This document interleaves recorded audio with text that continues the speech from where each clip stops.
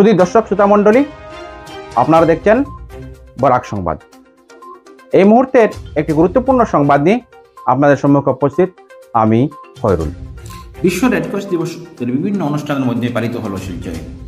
বুধবার বিশ্ব রেডক্রস দিবস উপলক্ষে রেডক্রস পতাকা উত্তোলন করে রেডক্রসের প্রতিষ্ঠা এনডি ডোনাল্ড প্রতিমূর্তিতে মাল্যদান করে পুষ্পবর্গ প্রদান করে বিধায়ক Dipayan Chakraborty Indian Red Cross society Silchar district ব্রাঞ্চের পক্ষ থেকে।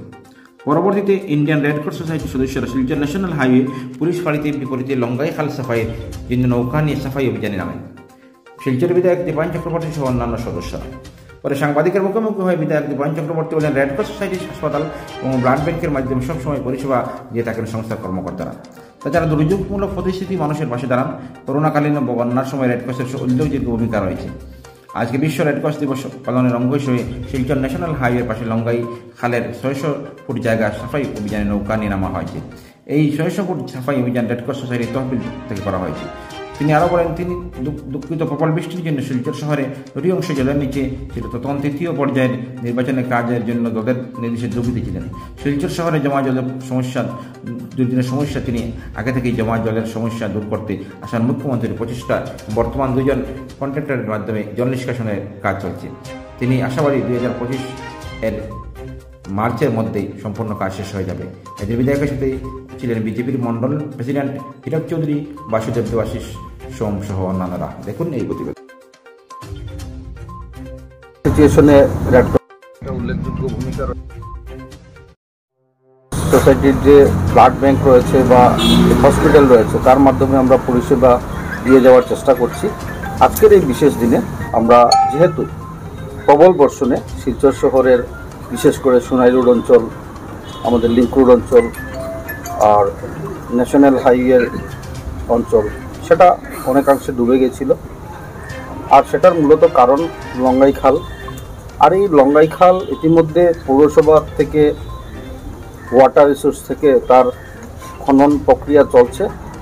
সরকারের বিভিন্ন প্রকল্প নিয়ে কাজ শুরু হয়েছে। এই বর্ষাতেও আমরা লক্ষ্য করেছি যে কাজ চলছে। Red Cross society district branch Silchar মনে করে যে এই কাজে এনজিও হিসাবে রেডক্রসেরও ভূমিকা থাকা প্রয়োজন।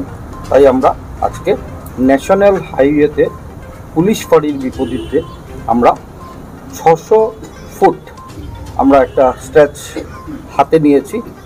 এখানে উল্লেখযোগ্য ভূমিকায় রয়েছেন যতীন্দ্র দাস, আমাদের ভারতীয় জনতা পার্টির একজন বিশেষ কার্যকর্তা, যিনি প্রতিনিয়ত চেষ্টা করে যাচ্ছেন যতটুকু সম্ভব দুটি ডিপার্টমেন্টকে সহযোগিতা করা। আর আমরা রেডক্রস সোসাইটি আজকের দিনে নৌকো বা আমাদের যারা স্টাফরা রয়েছেন, আমাদের যারা এক্সিকিউটিভ মেম্বাররা রয়েছেন, আপনারা দেখতে পাচ্ছেন নিলয় পাল বসে আছেন, বিক্রমজিৎ চক্রবর্তী বসে আছেন, আমরা সবাই মিলে এই কাজে হাত বাড়িয়েছি। আমাদের সাথে এখানে এই সাংবাদিক সম্মেলনের মধ্যে উপস্থিত রয়েছেন বিজেপির মন্ডল প্রেসিডেন্ট হীরক চৌধুরী মহাশয়, এখানে সঞ্জয় রায় উপস্থিত আছেন, এখানে বাসুদেব সাহা উপস্থিত রয়েছেন, দেবাশিস উপস্থিত রয়েছেন, যিনি বিধায়কের হয়ে শিলচর মিউনিসিপ্যাল বোর্ডে সহযোগিতা করছেন। এভাবে অনেকেই উপস্থিত। আমরা রেডক্রস থেকেও আমরা সবাই মিলে এই কাজকে হাতে নিয়েছি যে 600 ফুট যে জায়গাটা, এটা যদি আমরা পরিষ্কার করতে পারি সেটা রেডক্রস তার টাকায় সেটা করে দেবে। আর অ্যাডমিনিস্ট্রেশনে সেটাতে কিছু করতে হবে না। অ্যাডমিনিস্ট্রেশনের পক্ষ থেকে ইতিমধ্যে আমি বলেছি যে পৌরসভা বা ওয়াটার রিসোর্স থেকে কাজ চলছে। যাই হোক, আমি অত্যন্ত দুঃখিত যে প্রবল বর্ষণে যখন শিলচরবাসী জলের নিচে এই 2টা দিন ছিলেন, একটা পার্সিয়াল অংশ সোনাই রোড বা আমাদের লিঙ্ক রোড বা ন্যাশনাল হাইওয়ে পয়েন্ট, তখন মূলত নির্বাচন, তৃতীয় পর্যায়ের নির্বাচন আপনারা জানেন যে তৃতীয় পর্যায়ের নির্বাচনে দলের নির্দেশে আমাকে দুধনই কনস্টিটিউয়েন্সিতে দায়িত্ব দেওয়া হয়েছিল, সেখানে আমি ছিলাম। তো সেখানে যাওয়ার আগের দিন আমি দলীয় কার্যালয়ে আমি সকলকে ডেকে আমি আবেদন রেখেছিলাম কার্যকর্তাদের কাছে জেলা সভাপতির উপস্থিতিতে। তো আমি বলে গেছিলাম ডিসির সাথে কথা বলে তড়িঘড়ি যাতে আমরা এই সাফাই অভিযানে নামতে পারি, যার জন্য সকলে মিলে সর্বস্তরের কার্যকর্তা মিলে এই সাফাই অভিযানে হাত দিয়েছিলেন। আর আমরা বলতে পারি যে আমরা এটাতে সাকসেস হয়েছি। আমরা অনেকটা পরিষ্কার করতে সম্ভব হয়েছে। আপনারা জানেন যে শিলচর শহরের এই সমস্যা দীর্ঘদিনের সমস্যা। এই সমস্যা গত 3 বছরের সমস্যা না, এই সমস্যা গত 10 বছরের সমস্যা না, দীর্ঘদিনের সমস্যা। ভারতবর্ষ স্বাধীনতার পরবর্তীকাল থেকে যে বিধায়ক হওয়ার আগেও শিলচর শহরে আমি বিভিন্ন নালাখালের নিয়ে কাজ করেছি। বিধায়ক হওয়ার পরবর্তীকালে সেটা আমার দায়বদ্ধতা, আমার দায়িত্ব, সরকারের দায়িত্ব, সেই নিয়ে কাজ শুরু করেছি। সরকার থেকে টাকা স্যাংশন করা, বিভিন্নভাবে এই খালগুলোকে বোথ সাইড প্রোটেকশন দেওয়ার জন্য ওয়াল করা, গার্ড ওয়াল করা, সেই নির্মাণ কাজ অবশ্যই চলছে। তো এই কাজ শেষ একদিন দুদিনে তো হয় না, সেই কাজ শুরু হয়েছে। আশা রাখছি এই কাজ 26-এর অন্ততপক্ষে ডক্টর হিমন্ত বিশ্ব শর্মা মহাশয়ের 10 ইয়ার, এই 10 ইয়ারে সেটা আমরা থেকে 80% নিতে সক্ষম হব।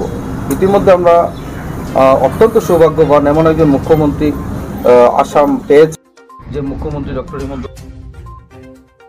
2022 ইংরেজিতে নভেম্বর মাসে। আর রাঙ্গির খালে উনি ফাউন্ডেশন স্টোন দিয়ে গেছিলেন। এই রাঙ্গির খাল স্বাধীনতার পরবর্তীকাল থেকে সবাই চেষ্টা করেছেন, পৌরসভায় যারা দায়িত্ব ছিলেন, বিভিন্ন পৌরসভার দায়িত্ব নিয়ে,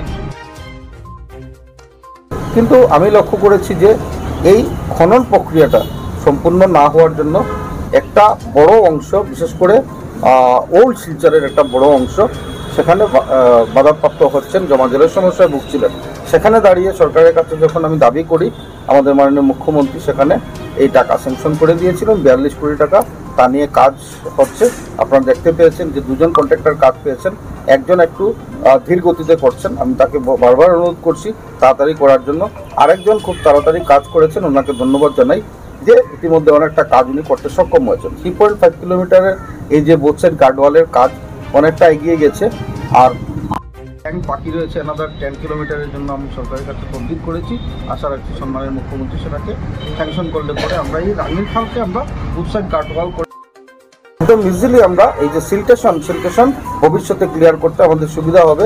থ্রুআউট দ্য ইয়ার এটাকে আমরা বার্জ আমরা ব্যবহার করতে পারি।